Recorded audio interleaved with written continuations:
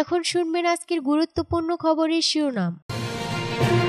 সিরিয়ায় অভিযান সমাপ্ত ঘোষণা, গৃহযুদ্ধের শঙ্কা উড়িয়ে দিলেন প্রেসিডেন্ট সারা। মস্কোয় রাতভর ব্যাপক ড্রোন হামলা। যুদ্ধবিরতি নিয়ে আলোচনা করতে সৌদি আরব পৌঁছেছেন জেলেনস্কি। যুক্তরাজ্যের উপকূলে তেল ট্যাংকার পণ্যবাহী জাহাজে সংঘর্ষ, হতাহত 30। পাকিস্তানের বেলুচিস্তানে বন্দুকধারীদের গুলিতে 3 নাপিত নিহত। সৌদিতে যুক্তরাষ্ট্র ইউক্রেন প্রতিনিধিদের বৈঠক আজ। বাইডেন প্রশাসনের কর্মকর্তাদের নিরাপত্তা ছাড়পত্র বাতিলের নির্দেশ ট্রাম্পের। সিরিয়ায় অভিযান সমাপ্ত ঘোষণা, গৃহযুদ্ধের শঙ্কা উড়িয়ে দিলেন প্রেসিডেন্ট সারা। সিরিয়ায় নতুন প্রশাসন সোমবার ঘোষণা দিয়েছে তারা ক্ষমতাচ্যুত প্রেসিডেন্ট বাশার আল আসাদের অনুগতদের বিরুদ্ধে পরিচালিত সামরিক অভিযান সমাপ্ত করেছে। এর আগে দেশটিতে ভয়াবহ সহিংসতায় 1000-এরও বেশি বেসামরিক নাগরিক নিহত হয়েছে বলে জানিয়েছে যুদ্ধ পর্যবেক্ষক সংস্থা Syrian observatory for human rights. সংস্থাটি জানিয়েছে বৃহস্পতিবার থেকে চলমান সংঘর্ষে নিহত 1068 জনের অধিকাংশই আলাউদ সম্প্রদায়ের মানুষ। তাদের মধ্যে অনেকেই নিরাপত্তা বাহিনী ও মিত্র গোষ্ঠীগুলো হত্যা করেছে। সিরিয়ার ক্ষমতাচ্যুত প্রেসিডেন্ট বাশার আল আসাদ নিজেও এই সম্প্রদায়ের অন্তর্ভুক্ত।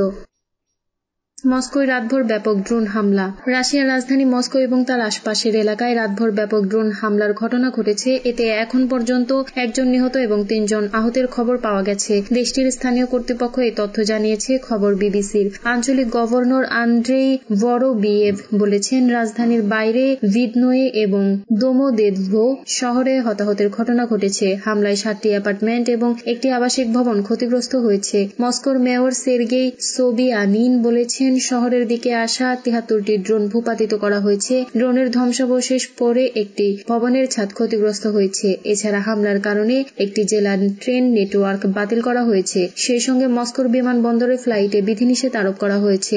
যুদ্ধ বন্ধে সৌদি আরবে ইউক্রেন ও মার্কিন নেতারা বৈঠকে বসার প্রাক্কালে রাশিয়ার এমন হামলার ঘটনা ঘটল বলে বিবিসির প্রতিবেদনে বলা হয়। গভর্নর ভরোবিয়েভের সামাজিক যোগাযোগ মাধ্যমে পোস্ট করা ছবিতে দেখা যাচ্ছে মস্কো অঞ্চলের কার পার্কিং এর স্থানে একটি গাড়ি পুড়ে গেছে। এছাড়া একটি অ্যাপার্টমেন্টও ক্ষতিগ্রস্ত হয়েছে। তিনি বলেছেন রাতভর হামলার কারণে ক্ষতিগ্রস্ত ফ্ল্যাট থেকে 12 জনকে উদ্ধার করা হয়েছে। তাদের মধ্যে 3 জন শিশু ছিল।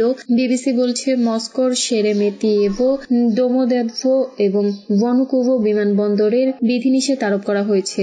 রাশিয়ার প্রতিরক্ষা মন্ত্রণালয় বলছে মস্কো এবং 9টি অঞ্চলে রাতভর ইউক্রেনের 337টি ড্রোন প্রতিহত বা ধ্বংস করা হয়েছে। তবে রাশিয়ার এই হামলা নিয়ে এখন পর্যন্ত কোনো মন্তব্য করেনি ইউক্রেন।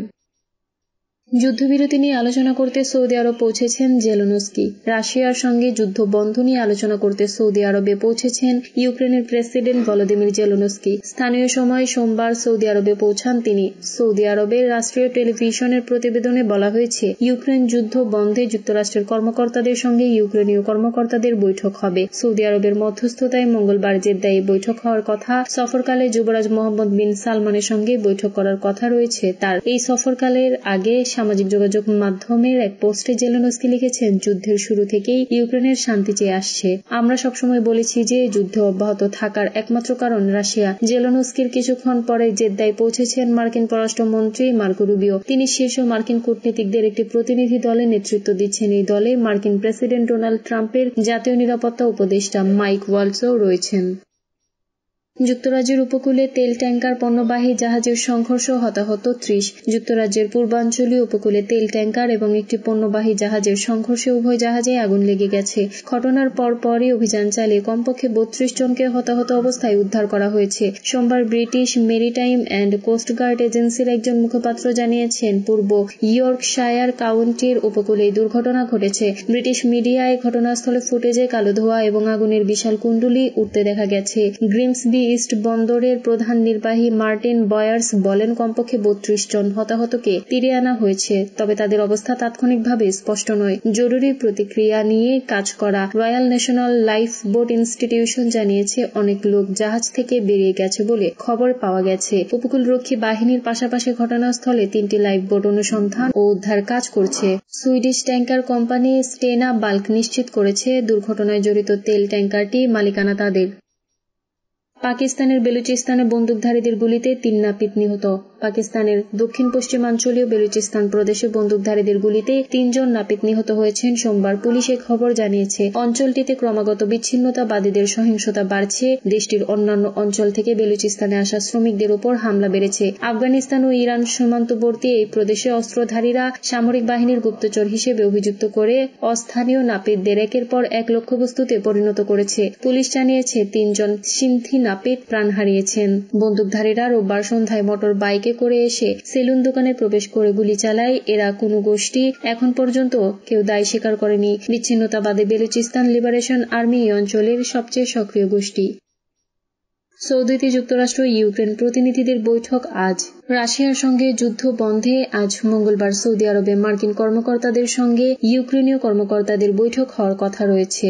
পূর্ব নির্ধারিত সফর অনুযায়ী গতকাল সোমবার রাতে সৌদি আরবে পৌঁছেছেন ইউক্রেনের প্রেসিডেন্ট ভলোদিমির জেলেনস্কি। তবে এই বৈঠকে অংশ নেবেন না জেলেনস্কি। সেখানে সৌদি আরবের যুবরাজ মোহাম্মদ বিন সালমানের সঙ্গে সাক্ষাৎ করেন তিনি, খবর বিবিসির। এছাড়া গতকাল মার্কিন পররাষ্ট্রমন্ত্রী মার্কো রুবিও ও ট্রাম্পের জাতীয় নিরাপত্তা উপদেষ্টা মাইক ওয়ালস সৌদি আরবে পৌঁছেছেন। রুবিও সেখানে পৌঁছে সৌদি আরবের যুবরাজ মোহাম্মদ বিন সালমানের সঙ্গে সাক্ষাৎ করেন। সৌদি যাওয়ার আগে গতকাল সোমবার জেলেনস্কি বলেছেন, ইউক্রেন শান্তি চায় এবং এই যুদ্ধ দীর্ঘায়িত হওয়ার একমাত্র কারণ রাশিয়া। বৈঠকের বিষয়ে জেলেনস্কি বলেছেন, ইউক্রেনের পররাষ্ট্রমন্ত্রী আন্দ্রি সিবিগা, প্রতিরক্ষা মন্ত্রী Rustem Umerov, chief of staff Andriy Yermak, সামরিক কমান্ডার পাভলো পালিসা বৈঠকে অংশ নেবেন। অপরদিকে ক্রেমলিনের মুখপাত্র দিমিত্রি পেসকভ বলেছেন, দ্বিপক্ষীয় সম্পর্ক পুনরুদ্ধারের প্রাথমিক পর্যায়ে আছে রাশিয়া ও যুক্তরাষ্ট্র। এটি একটি দীর্ঘ ও কঠিন পথ হতে চলেছে, তবে উভয় প্রেসিডেন্ট একই দিকে যাওয়ার রাজনৈতিক ইচ্ছা প্রকাশ করেছেন।